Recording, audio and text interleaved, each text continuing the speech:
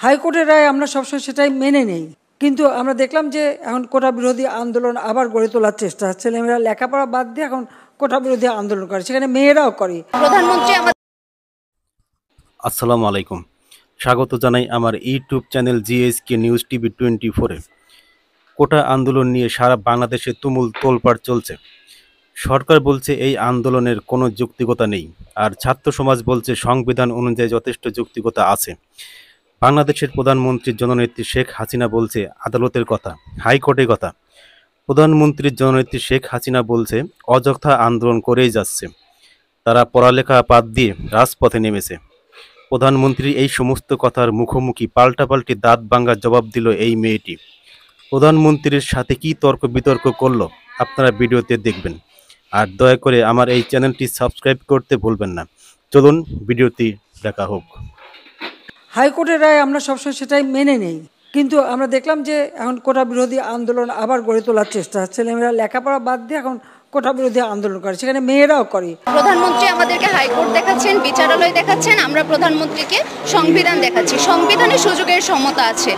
প্রধানমন্ত্রী যদি আমাদের হাইকোর্ট দেখায়, আমরা প্রধানমন্ত্রীকে সংবিধান দেখাচ্ছি। আমরা মোটেও রাস্তায় চিল্লাচিল্লি করছি না। বাংলাদেশের প্রত্যেকটা বিশ্ববিদ্যালয়, সরকারি বেসরকারি কলেজ বিশ্ববিদ্যালয়ের শিক্ষার্থীরা আমরা আমাদের যৌক্তিক দাবির ভিত্তিতে আন্দোলন করছি।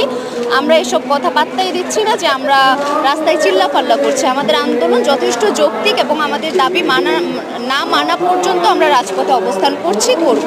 আচ্ছা, আমি যদি প্রথমে প্রধানমন্ত্রীর কথাই বলতে চাই। প্রধানমন্ত্রী আমাদেরকে হাইকোর্ট দেখাচ্ছেন, বিচারালয় দেখাচ্ছেন।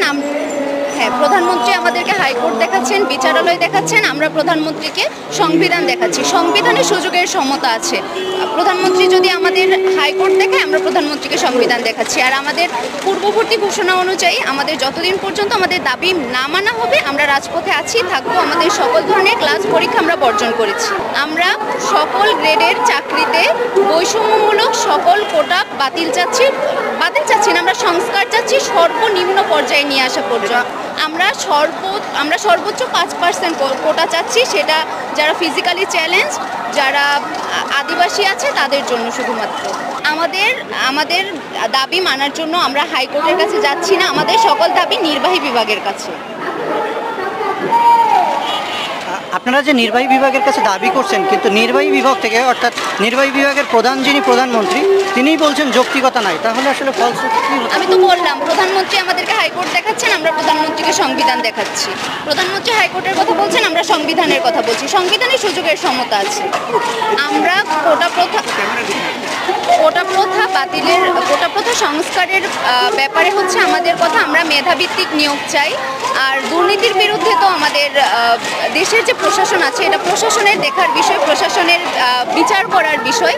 এটা আমাদের শিক্ষার্থীদের কাজ না। আমরা আমাদের অধিকার নিয়ে কাজ করছি। দেশের দুর্নীতির বিরুদ্ধে যাদের কাজ করার দেশের প্রশাসনের, সেটা তাদের কাজ। এই ব্যাপারে আমাদের কিছু বলার নেই। আমরা দুর্নীতিমুক্ত দেশ চাই, আমরা মেধাভিত্তিক নিয়োগ চাই। আপনারা যখন কোটা নিয়ে আন্দোলন করছেন, তখনই আপনাদের বিপক্ষে মুক্তিযোদ্ধার ছেলেমেয়েরা এবং নাতিপুতিরাও আছে। মুক্তিযোদ্ধার ছেলেমেয়ে এবং নাতিপুতিরা আপনাদের এই কোটার বিপক্ষে তারা কাজ করছে এবং তারা চাচ্ছে যেন এই কোটা যেন বহাল থাক। এবং তাদের পরিপ্রেক্ষিতে তারা বলছে যে যারা এই কোটা বাতিল চায় তারা হচ্ছে রাজাকার এবং তারা মুক্তিযোদ্ধার চেতনাকে বিশ্বাস করে না, এই বলে স্লোগানও দিচ্ছে। এবং আজকে সকালেও তারা এই শাহবাগ চত্বরে এই কথা বলেছে। কি বলবেন আপনি তাদেরকে?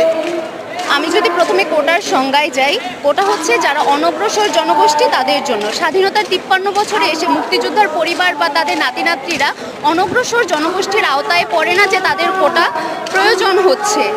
আর কোটা প্রথা মানে স্বাধীনতার 53 বছরে মুক্তিযুদ্ধের পরিবারকে এই 53 বছরে যত ধরনের সুযোগ সুবিধা দেওয়া হয়েছে, এরপরে কোনোভাবেই মুক্তিযোদ্ধার পরিবার অনগ্রসর নয় যে তাদের কোটার প্রয়োজন হবে।